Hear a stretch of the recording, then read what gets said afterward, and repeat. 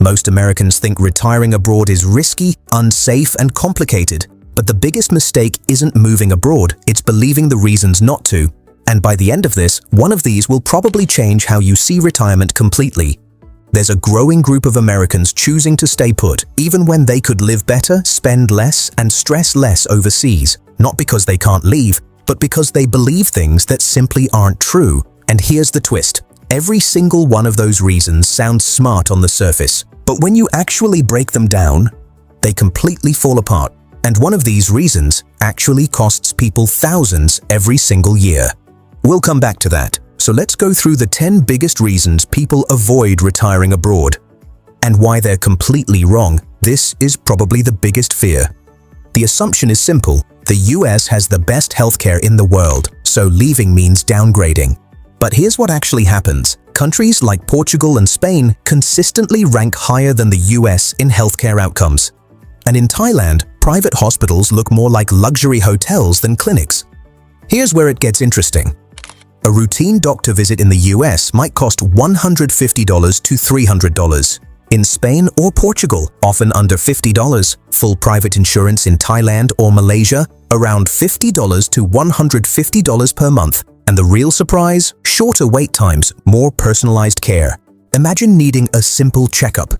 In the US, you're checking insurance, worrying about cost.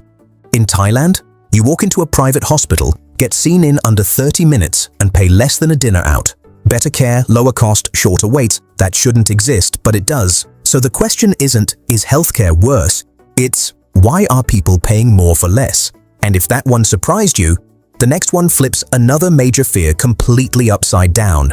Many people assume leaving the US means stepping into danger, but statistically, that's just not true. Countries like the UAE and Singapore are among the safest in the world. Low crime, strict laws, high security, even places like Croatia and Portugal consistently rank safer than many major US cities. And here's the part most people don't expect. In cities like Dubai or Singapore, it's normal to walk around at night without worry. That's not a downgrade, that's a lifestyle upgrade.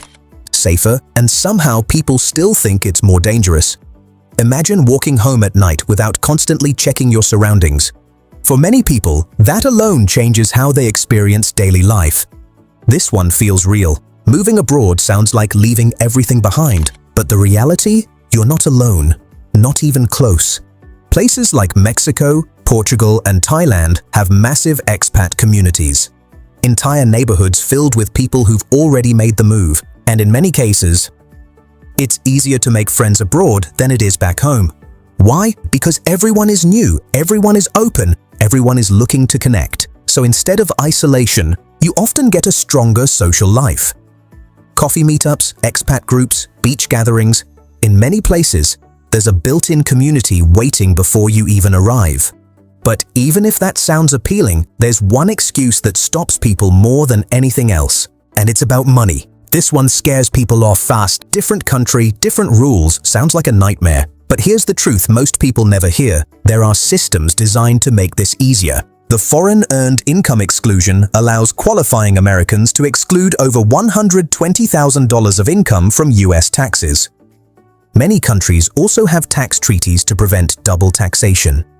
And in some places, you may legally pay far less tax than you would back home. It's not about avoiding taxes, it's about understanding the system. For example, someone earning under the FEIE threshold could legally pay little to no US tax on that income. That's not a loophole. It's a rule most people never take advantage of. Sounds complicated until you actually look at it. And most people never even look into it. Another classic, if I don't speak the language, I can't live there. Sounds logical, but again, reality says otherwise.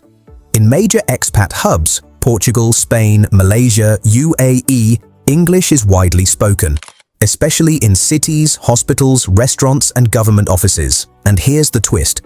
Many expats never become fluent and still live comfortably for years. Plus, learning the basics becomes part of the experience, not a barrier. Ordering food, booking appointments, even dealing with paperwork. In most expat hotspots, it's all doable in English. So at this point, healthcare is better, it's safer, and language isn't really a barrier. So why are people still not doing this? This next one might be the biggest misconception of all. People assume moving abroad is unstable, unpredictable, risky, but when you break it down, staying in a high-cost country can actually be more risky. Let's look at real 2026 monthly budgets. Mexico, $1,200 to $2,000. Thailand, $1,000 to $1,800. Portugal, $1,500 to $2,200. Malaysia, $1,200 to $1,900. Compare that to many US cities, $3,000 to $5,000 plus per month. And here's what that actually looks like in real life. In Portugal, $1,800 could mean a modern apartment, eating out a few times a week, and still saving money. In Thailand, $1,500 could cover rent, food, transport, and regular travel. In Mexico, $1,200 to $1,800 could mean a lifestyle that feels closer to a vacation than retirement. That's not cutting back, that's upgrading while spending less. And here's where it really starts to click, because in many of these places, your biggest expenses shrink dramatically. Rent drops, food costs drop, transport becomes cheaper or unnecessary. So instead of constantly budgeting, people find themselves with money left over at the end of the month. Not because they earned more, but because they finally stopped overspending on things they didn't need. So the real question becomes, which is riskier? And this is the part most people miss. Staying in a high-cost country quietly drains thousands more every year. That's the real hidden cost, living comfortably on less or constantly chasing higher expenses. And this is where things start to get really interesting, because it's not just cheaper, it's a completely different way of living. Most people are trying to earn more just to keep up, while others are simply spending less to live better. This one hits emotionally, familiarity, comfort, routine, but here's the unexpected part. Many people don't miss it at all, because what replaces it is often better.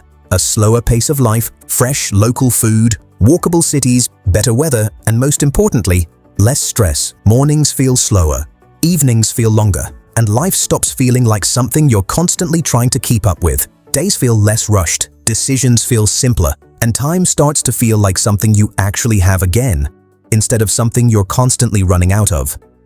That's the part no one really explains. It's not just cheaper, it feels different. It's not about losing your lifestyle, it's about upgrading it. And once people experience that shift, it's very hard to go back. This ties back to healthcare, but goes deeper. Many assume insurance abroad is complicated and costly. But in reality, private international health insurance can cost less than a basic US plan. In countries like Thailand or Malaysia, $50 to $150 per month can cover high-quality care. And in some European countries, public healthcare access comes with residency, so instead of paying thousands, you're paying a fraction for equal or better care, paying less for better outcomes. That's not what people expect, but it's what they find. Today, many countries actively want foreigners to move there. Retirement visas, digital nomad visas, residency by investment options, Portugal, Spain, Malaysia, Thailand, all offer clear pathways. And the process, much simpler than people expect. What used to feel impossible now feels surprisingly doable, especially with the amount of information available now. And if you're even curious what it would cost to actually get to some of these places, flight prices can be checked using the Kiwi link in the description. Most people are surprised how affordable it actually is, because once you see how accessible it really is, it starts to feel a lot more real. And this last reason is the one that stops people who are closest to actually doing it. And it might be the most damaging belief of all. This is completely backwards, because for many people, retiring abroad is what makes it possible. Lower cost of living means your savings last longer.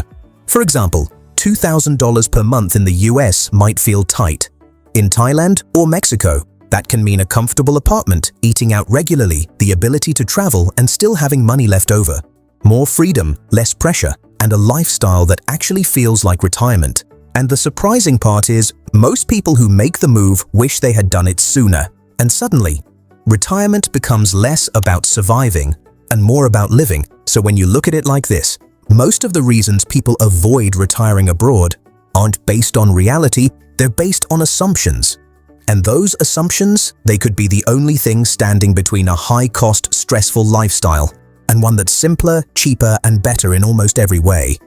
If even one of these surprised you, it might be worth looking into what's actually possible, because the truth is, retiring abroad isn't risky, staying exactly where you are might be.